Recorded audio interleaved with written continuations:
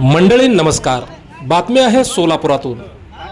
काय चाललंय नेमकं हा तुम्हाला मोठा प्रश्न पडला असेल।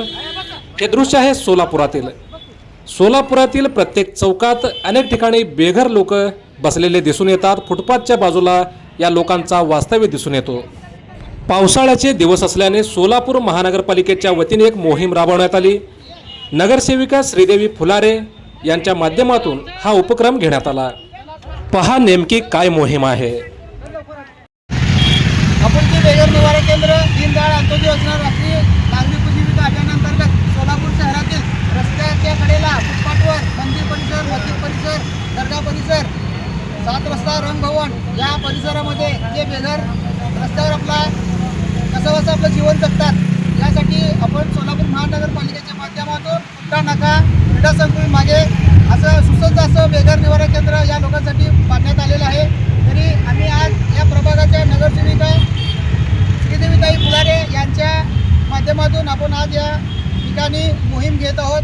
या मोहिमेमध्ये एकूण 21 ते 25 आज लाभार्थी आपल्याला आढळलेले आहेत। त्यांना आता सिव्हिल हॉस्पिटलला घेऊन जाऊन यांची MLC करून त्यांना औषधोपचार वगैरे करून आपण बेघर निवारा केंद्रामध्ये आपण फुलारी मॅडमच्या माध्यमातून आज त्यांच्या साक्षीने आपण हे मोहीम अतिशय असं आपल्या DNLMचे सर्व UCD विभाग, समाज विकास विभागाचे सर्व अधिकारी कर्मचारी या मोहिमेमध्ये, तसेच फुलारे मॅडम यांनी असं डॅशिंग असं या बेघरांना दम देऊन अतिशय असं चांगलं उत्कृष्ट असं आज मोहीम अतिशय चांगल्या पद्धतीने झाली।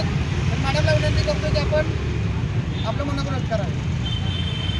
नमस्कार। आज आपण या ठिकाणी बघतो की आपण सोलापूर शहरामध्ये अनेक लोक जे बघतो की जे रस्त्यावर भीक मागणारे लोक जे खूप मोठे प्रमाणात वाढलेले आहे की ह्यांच्या मुलांची संख्या, कारण की आपण बघतो की जे मुलांना आईबाबांनी त्यांना सांभाळायला लागतं, त्या मुलांना काय मुलं काय करायला बघतात, आई वडिलांना रस्त्यावर फेकायला बघतात। तसं न करता सर्व युवकांना आणि सर्व नागरिकांना एक विनंती करते, ज्याचे सुद्धा आई वडील असतील, आपल्या आई वडिलांना असं रस्त्यावर फेकू नका, फेकू नका। आणि आपले आई वडील काय करतात काय नाही तुम्हाला माहिती आहे का? काही नागरिकांना आपले आई वडील रस्त्यावर बघून भीक मागायला बघतात आणि ते कारण त्यांच्या भीकीमुळे जे काय व्हायला बघतात, ते रोडवरती दुर्गती व्हायला बघतील, जे कचऱ्याचे म्हणा, कॅरबॅग म्हणा, जे नागरिक त्यांना चांगल्या पद्धतीने जेवण द्यायला बघतात, त्या एक आपण गरीब लोक आहेत, भिकारी त्यांना अन्न भेटत नाही चांगलं म्हणून तरी नागरिक त्यांना द्यायला बघतात। तसं न करता आपण तुम्ही चांगल्या पद्धतीने द्यायला बघता, पण ते लोक त्यांना चांगल्या वस्तूंना खाणं करणं करता ते रस्त्यावर सगळं फेकायला बघतात। आणि आजूबाजूला आपण बघतो की एवढं चांगलं पवित्र सिद्धेश्वर महाराजांचं मंदिर असलं, ते बाजूला मस्जिद असलं आणि आजूबाजूला हो मैदान एवढं मोठं परिसर असते आणि आपलं स्मार्ट सोलापूर मन असलेलं, त्यांनी बाजूलाच आपली महानगरपालिका आहे।